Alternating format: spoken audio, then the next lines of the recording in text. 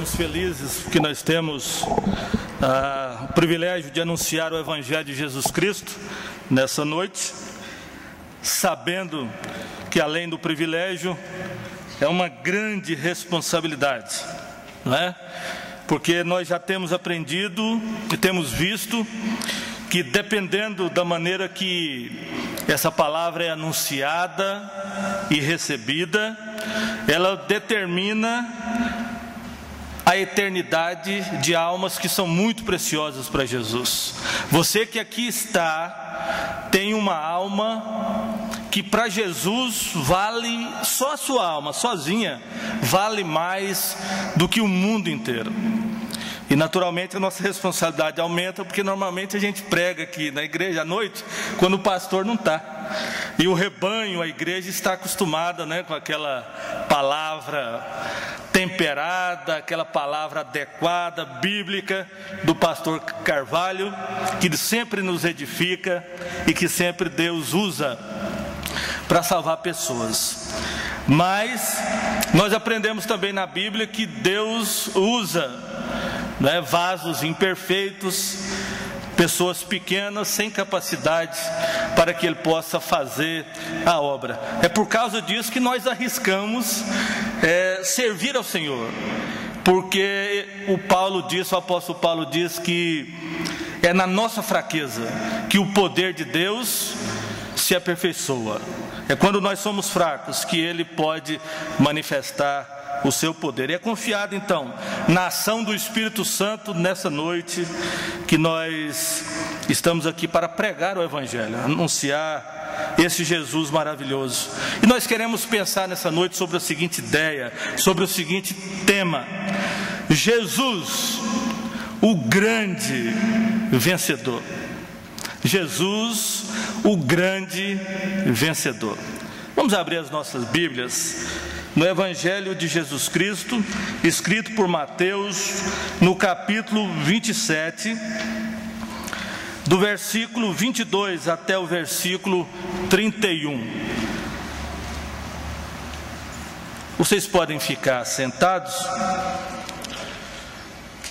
e todos vamos participar da leitura. Eu gostaria que nós acompanhássemos ali na tela, também na Bíblia. E nós vamos ler, o pessoal aí do Data Show, fica aí preparado, que nós vamos usar pelo menos uns 4 textos para concluir a ideia que nós estamos nessa noite. Mas o primeiro texto, Mateus 27, de 22 a 31. E eu queria a sua participação, leitura alternada. Eu quero ouvir a sua voz, o texto está ali, eu quero ouvir a voz, inclusive, dos nossos visitantes. Isso é muito importante, porque você vai ver o que a Bíblia está dizendo, palavra de Deus. Disse-lhe Pilatos: que farei então de Jesus chamado Cristo? Disseram-lhe todos: seja crucificado. O presidente, porém, disse: mas em mau desejo, e eles mais clamavam, dizendo: seja crucificado. Então Pilatos, vendo que nada aproveitava, antes o tumulto crescia, tomando água, lavou as mãos diante da multidão, dizendo: estou inocente do sangue deste justo, considerai isso. E respondendo todo o povo, disse: o seu sangue cai sobre nós e sobre nossos filhos.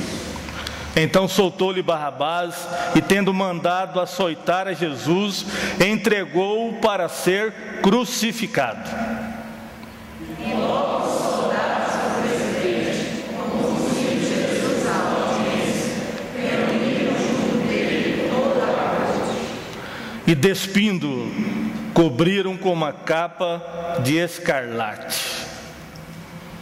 E desceram uma coroa de espinhos, puseram na cabeça, e em sua mão direita uma lâmina, e ajoelhando diante dele, o agradeciam, dizendo: salve, Rei de Deus. E cuspindo nele, tiraram-lhe a cana e batiam-lhe com ela na cabeça. Depois de uma vez escarnecido, tiraram-lhe a capa,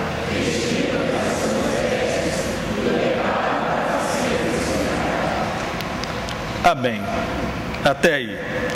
Irmãos, Jesus Cristo veio ao mundo com uma missão que ele tinha clareza do que deveria fazer. A missão de Jesus que Deus deu a ele era a seguinte: você vai descer ao mundo, vai encarnar, vai se fazer como homem, viver como homem, e eu tenho uma missão para você. Você deve buscar e salvar o que está perdido. E simplesmente o que estava perdido era toda a humanidade. Toda a humanidade havia se perdido nos seus delitos e nos seus pecados. Então a tarefa de Jesus Cristo era uma tarefa absolutamente gigantesca. E ele tinha noção exata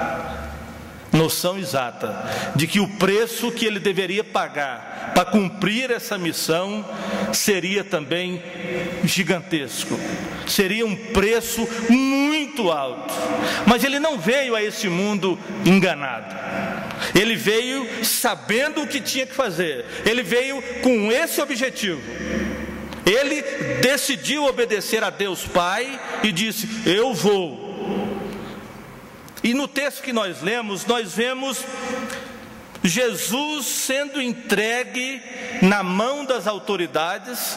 Ele passou por um processo, por um julgamento, e as autoridades não encontraram nele crime nenhum. O próprio Pilatos, a autoridade maior ali naquela região, que tinha poder de dar a vida e a morte ali para os acusados, para os réus, ele disse: olha, eu examinei a vida desse homem, ele não fez nada de errado, não tem um defeito esse homem. Já pensou num negócio desse? Ele não tem um defeito. No Velho Testamento, o cordeiro que deveria ser morto nos holocaustos, nos sacrifícios, também não podia ter nenhum defeito. Porque cada cordeiro daquele que morreu no Velho Testamento, eles simbolizavam a Jesus Cristo. Então, se o cordeiro tivesse uma manchazinha, estivesse mancando, se o cordeiro tivesse gripado, vamos dizer assim, não serviria. Porque Jesus, ele não tinha nenhum defeito, ele não tinha nenhuma mancha.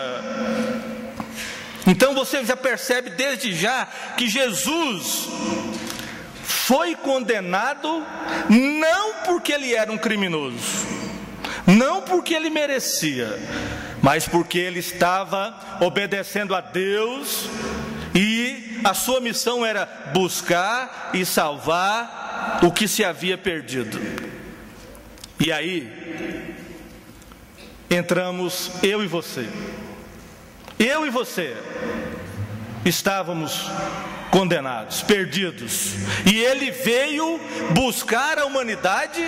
Mas é bom eu e você pensarmos assim: ele veio me buscar, porque eu estava perdido, por causa dos meus pecados e por causa dos meus delitos.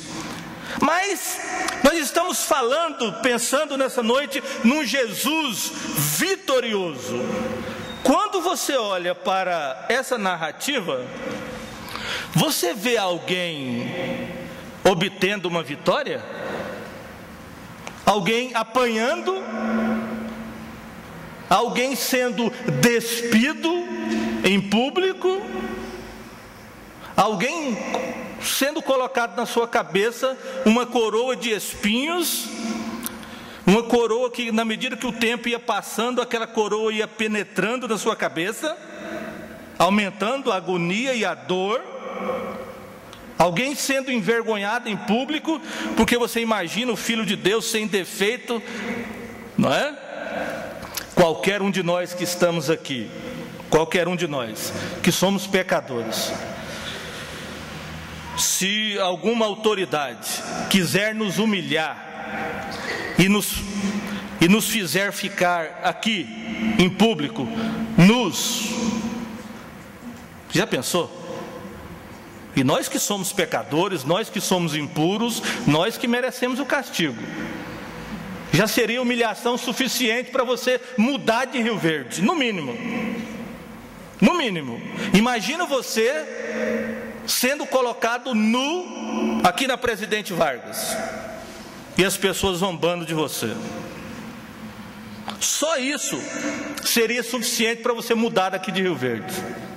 Fala, nunca mais eu volto naquela cidade. É ou não é? O Filho de Deus, sem defeito, ele ficou nu em público, pegaram uma cana, bateram na sua cabeça, cuspiram nele, zombaram dele. E você pode pensar, mas esse irmão Venâncio, onde que está a vitória dele?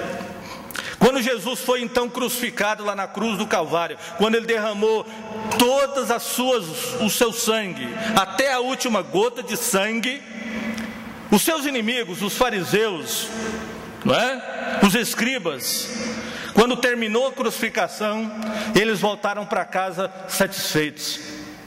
As autoridades romanas ficaram aliviadas, porque afinal de contas era menos um agitador no império, né? Muitos viam Jesus como um agitador. Lá, morreu, vai acabar o barulho, vai ficar quieto.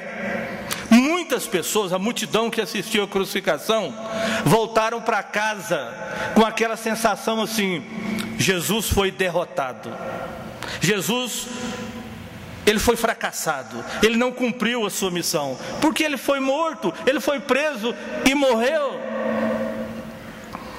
Mas a Bíblia ensina que após a crucificação, paralelamente, enquanto o seu corpo estava na sepultura, no mundo espiritual, na dimensão espiritual, enquanto o seu corpo repousava ali naquela sepultura, a Bíblia diz que no mundo espiritual, na dimensão espiritual, que é invisível para nós, mas é tão real quanto nós estamos vivendo aqui, Jesus fez uma coisa maravilhosa, porque o seu corpo havia morrido, o seu corpo estava todo quebrado, todo cheio de pancada, não havia nenhuma gota de sangue, mas o seu espírito estava vivo. E sabe o que o Espírito de Jesus fez enquanto o seu corpo estava na sepultura? Por favor, o segundo texto, Colossenses, Paulo escrevendo aos Colossenses, ele revela para nós o que aconteceu enquanto o corpo de Jesus estava na sepultura. Colossenses capítulo 2, versículo 13 a 15. Veja bem o que a palavra de Deus vai dizer. Carta de Paulo aos Colossenses. O corpo de Jesus está ali naqueles 3 dias que ele ficou, não é? Sepultado. Enquanto o seu corpo estava ali, olha o que Jesus fez, olha o que Paulo nos ensina: e quando vocês estavam mortos nos pecados e na incircuncisão da vossa carne, vos vivificou juntamente com ele, perdoando-vos todas as vossas ofensas. Olha como ele fez isso: havendo ele riscado a cédula que era contra nós nas suas ordenanças, a qual de alguma maneira nos era contrária, e atirou do meio de nós, cravando-a na cruz, e despojando os principados e potestades, os expôs publicamente, e deles triunfou em si mesmo. Ora, quem assistiu à crucificação de Jesus viu isso acontecer? Viu? Não. Quem assistiu à crucificação de Jesus voltou para casa dizendo assim: ah, coitado dele, né? Ele era tão bom, só fazia coisas boas, ele só fazia o bem, agora prenderam e mataram ele, coitado de Jesus. Mas lá no mundo espiritual, Jesus, o Espírito de Jesus, o Cristo que não morre, o Cristo que é eterno, ele se levantou e ele foi nas profundezas do inferno e tirou da mão do adversário de Deus, que é o inimigo de todo aquele que quer ir para o céu, que é o inimigo de toda a humanidade. Ele tomou da sua mão uma nota promissória, onde constava as nossas dívidas. O nosso título estava protestado. Alguém aqui já teve algum título protestado? É ruim, não é? Imagina um título protestado lá no inferno. Um título que o próprio inimigo de Deus estava se preparando para cobrar de toda a humanidade. A Bíblia vai nos ensinar então que aquela nota promissória, aquele título, significava os mandamentos da lei de Deus que nós havíamos quebrado. E a humanidade conseguiu quebrar todos os mandamentos de Deus. E eu não vou longe não, nós não precisamos ir longe não precisamos pensar na humanidade inteira. Aqui nesse recinto, a começar de mim, se nós somarmos aqui todas as nossas transgressões, só nós que estamos aqui nesse recinto, nós vamos chegar à conclusão que só nós quebramos todos os 10 mandamentos. Duvida? Só nós aqui, não precisa do resto da humanidade não. E eu sou o primeiro da fila. Só nós, se somarmos. Às vezes você sozinho não quebrou tudo, mas pelo menos um você quebrou, e o outro quebrou outro. Tem gente que quebrou 5, tem gente que quebrou 8, tem gente que quebrou só 1, e tem gente que quebrou os 10. Duvida? Só nós aqui. E a humanidade, porque nós somos o retrato da humanidade. Então, naquela nota promissória, naquele título de execução, estava ali os artigos da lei que eu e você havíamos quebrado. Para a gente entender melhor isso, é mais ou menos o que acontece quando alguém comete um crime e ele é indiciado. Quando ele recebe o indiciamento, as autoridades, o Ministério Público manda para aquela pessoa um indiciamento e diz: olha, você está sendo indiciado com base no artigo tal do Código Penal. Você quebrou, infringiu os seguintes artigos, tais e tais. Melhor você preparar um advogado e comparecer no dia tal, hora tal. No nosso caso, nós quebramos todos os artigos. No caso da humanidade, se tivesse um código penal, e a lei funcionava como um código penal, nós quebramos tudo que tinha para quebrar. Por isso que a humanidade estava condenada. Foi por isso que Deus, olhando para a humanidade, a Bíblia diz, porque Deus amou o mundo. Ele olhou e falou: mas está tudo condenado, está tudo perdido. Eu preciso corrigir isso. Eu preciso tirar a humanidade dessa situação. E a única alternativa possível era justamente mandar alguém que pudesse viver aqui como homem e, diferente de mim e de você, nunca pecar. Se o apóstolo Paulo tivesse morrido na cruz do Calvário, não tinha valido nada. Se Maria tivesse sido crucificada, não teria valido nada. Se João, se qualquer um dos apóstolos tivesse morrido, não valia nada, porque eram pecadores. O único que não tinha pecado era Jesus, Cordeiro sem defeito e sem mácula. Então, pela morte de Jesus sobre a cruz, a lei que condenava os homens perdeu a sua autoridade penal, porque na prática Jesus quitou a nossa dívida. Ele quitou a nossa dívida. Ele foi, porque a Bíblia diz que o salário do pecado é a morte. E todos aqueles que partem para a eternidade sem ter os seus pecados perdoados, sem ter a sua dívida quitada, todas as pessoas terão que pagar pelo seu pecado na eternidade, longe do céu, num lugar terrível. Mas porque Jesus não quer, Deus não quer que ninguém vá para esse lugar, é que Ele enviou Jesus. Então ali Jesus conquistou o direito de, a partir daquele momento, todos quantos crerem no seu nome, terem o direito de escapar dessa condenação. Porque Ele quitou a nossa dívida foi paga cabalmente por Jesus. O versículo 14, o escrito da dívida que pesava sobre nós. Jesus quitou a nossa dívida. Mas é interessante o versículo 15, ele vai dizer o seguinte: e despojando os principados e potestades, os expôs publicamente e deles triunfou em si mesmo. Ora, na mão de quem que estava essa nota promissória?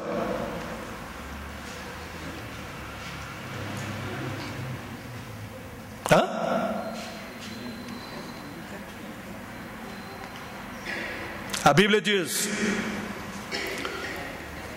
o rico e Lázaro. Lázaro morreu e foi? E ele foi que jeito? Levado pelos? E o rico?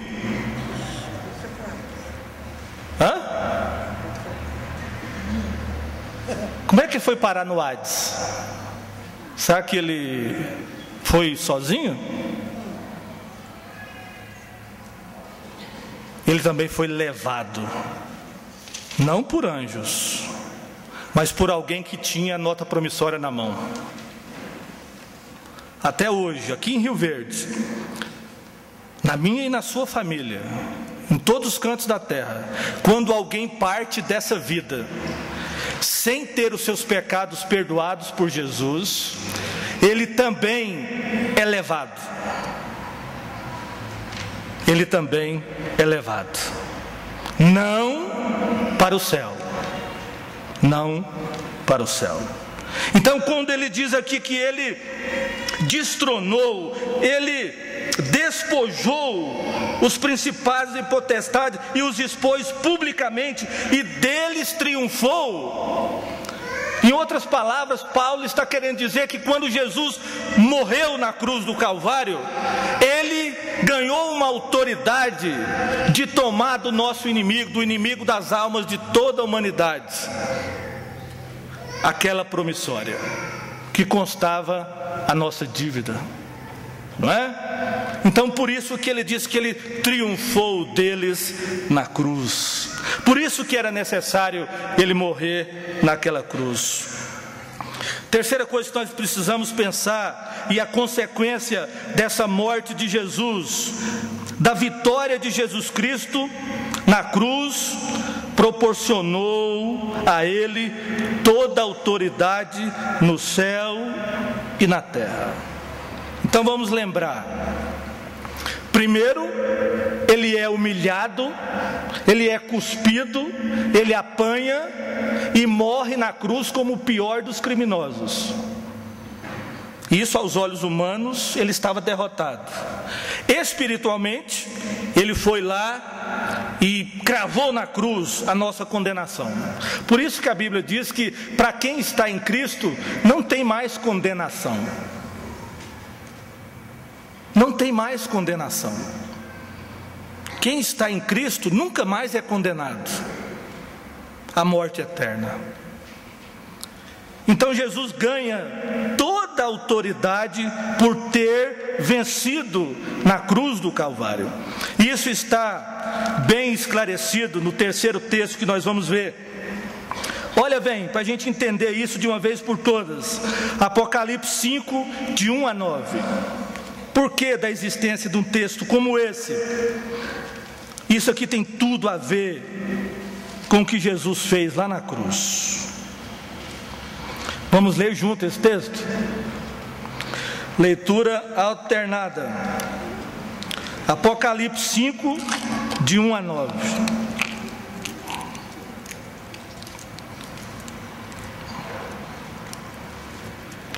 E vi na destra do que estava sentado sobre o trono um livro escrito por dentro e por fora, selado com 7 selos.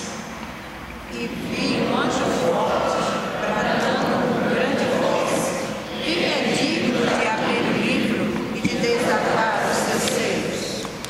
E ninguém, no céu, nem na terra, nem debaixo da terra, podia abrir o livro, nem olhar para ele. E eu chorava muito, porque ninguém foi achado digno de abrir o livro, nem de ler, nem de olhar para ele. E disse-me um dos anciãos: não chores, eis aqui o leão da tribo de Judá, a raiz de Davi, que venceu, para abrir o livro e desatar os seus 7 selos.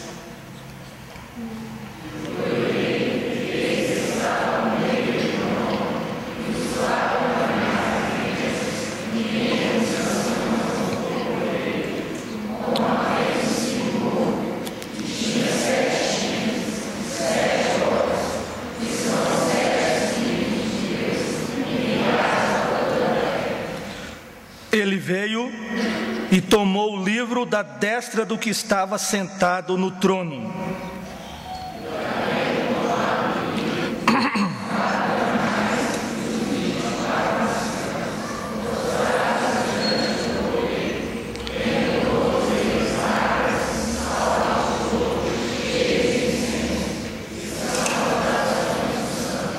E cantava um novo cântico, dizendo: digno és de tomar o livro e de abrir os seus selos, porque foste morto, e com teu sangue compraste para Deus homens de toda a tribo, língua e povo e nação.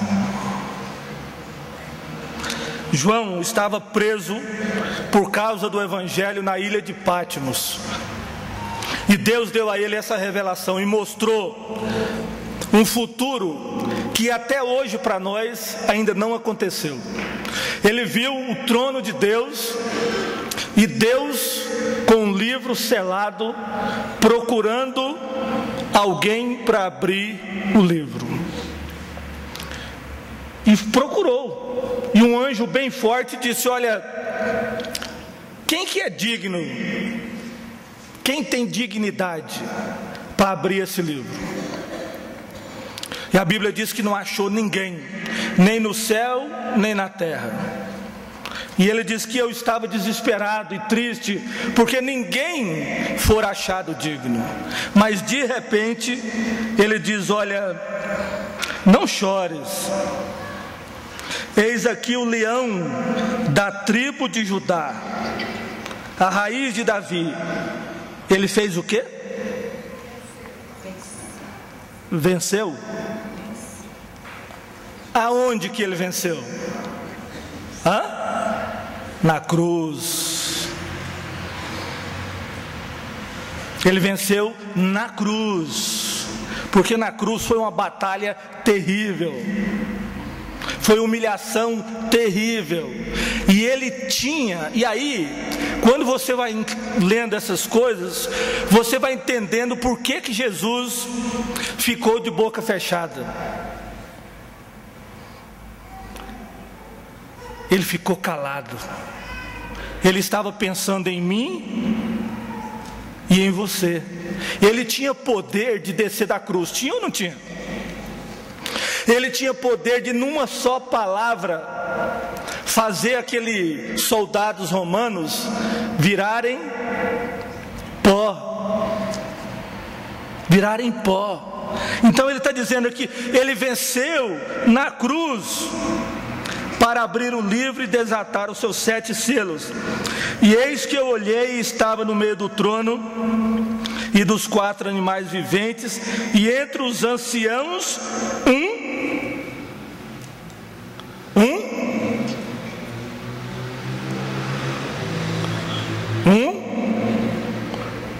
cordeiro. Uai, mas que negócio é esse? Ele mostra primeiro um leão, e agora mostra um cordeiro. Esse cordeiro é Jesus. E o leão, quem é? Quem é o leão? É Jesus. Porque agora, nessa ocasião aqui, no final de todas as coisas, Jesus não será mais um cordeiro. O cordeiro significa quando ele veio na cruz e ele tinha que morrer como um cordeiro. Mas agora Jesus é conhecido no céu e na terra como o leão da tribo de Judá. Mas por que o leão? Por que a Bíblia usa a expressão de um leão? Por que não usa do cavalo, do rinoceronte, né? Por que leão?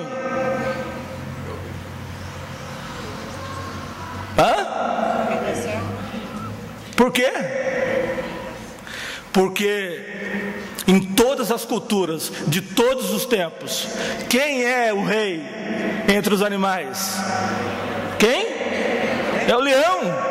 Então quando ele usa a expressão aqui, o leão da tribo de Judá, ele está dizendo, olha, o mais forte, o mais poderoso, aquele que não conhece derrota, aquele temido por todos. Porque agora Jesus, quando ele voltar a esse mundo, não esperemos nós um cordeiro. Ele voltará como juiz. A primeira vez que ele veio como um cordeiro, manso, humilde, servo. Agora ele voltará como juiz, para julgar a mim e a você. E a única maneira de nós escaparmos a esse juízo é justamente ter os nossos pecados perdoados por Ele, não é? E Ele vai dizer aqui uma coisa interessante, versículo 9: porque foste morto, e com o teu sangue, o que Ele fez? Compraste para quem? Para Deus, homens de toda a tribo e língua e povo e nação. Compraste para Deus homens de toda a tribo, língua e povo e nação. Pessoas de todas as etnias, pessoas de todas as culturas foram compradas. Quando a gente compra alguma coisa, isso significa que aquela coisa, aquela mercadoria tem um preço. Tem um preço. Tem um preço. Então quando a Bíblia diz aqui, e ele comprou, significa, irmãos e amigos, que ele pagou um preço por aquelas almas. E qual foi o preço pago? Compraste com o teu sangue. E é interessante, nós vamos ver agora o último texto dessa noite, aí pertinho, Apocalipse 7, a partir do versículo 9. Olha o que a Bíblia vai dizer sobre essas pessoas.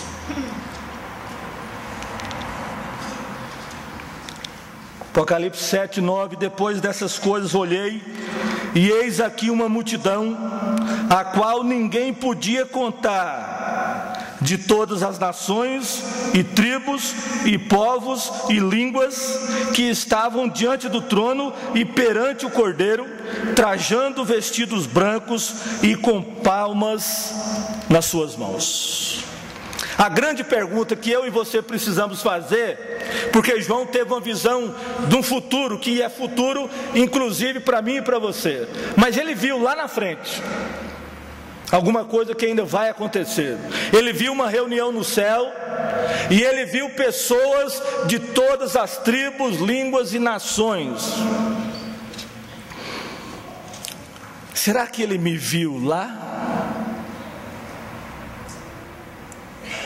Será que ele viu você lá? Você estava lá nessa visão? E é interessante que ele vai dizer agora, Jesus, quando começa o seu ministério, tinha 12 apóstolos, e agora ele diz aqui que ele viu uma multidão que ninguém podia contar. Por isso que nós dizemos, Jesus, ele é o grande vencedor, porque com a sua morte, ele comprou para Deus pessoas de todas as tribos, nações e línguas, e ele comprou com o seu sangue bilhões de pessoas.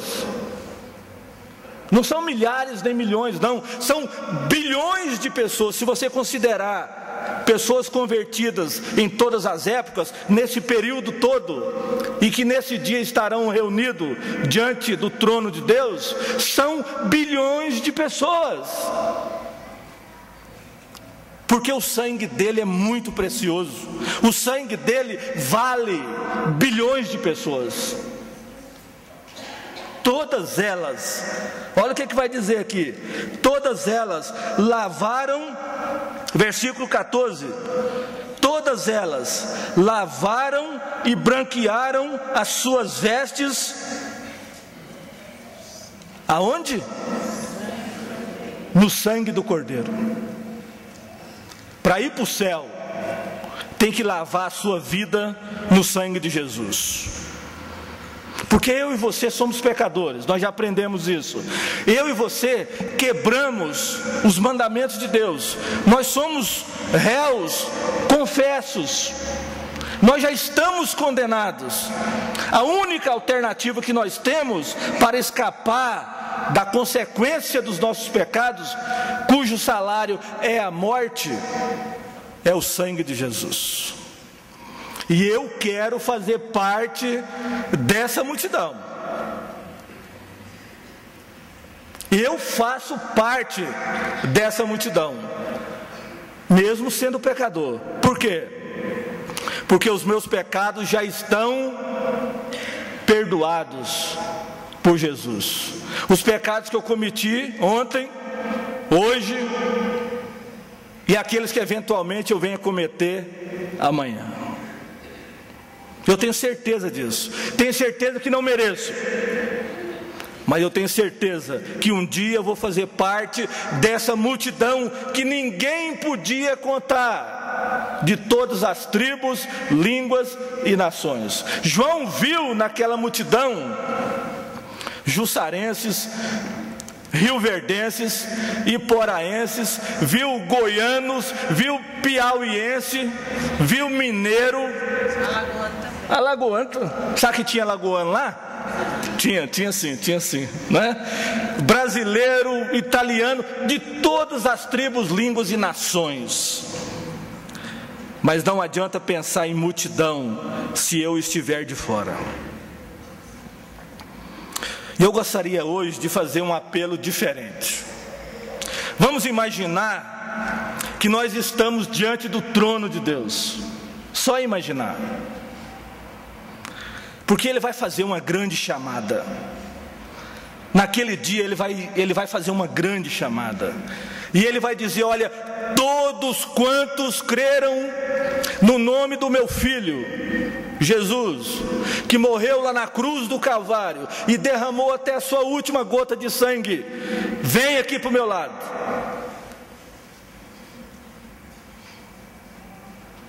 E João viu uma multidão que ninguém podia contar.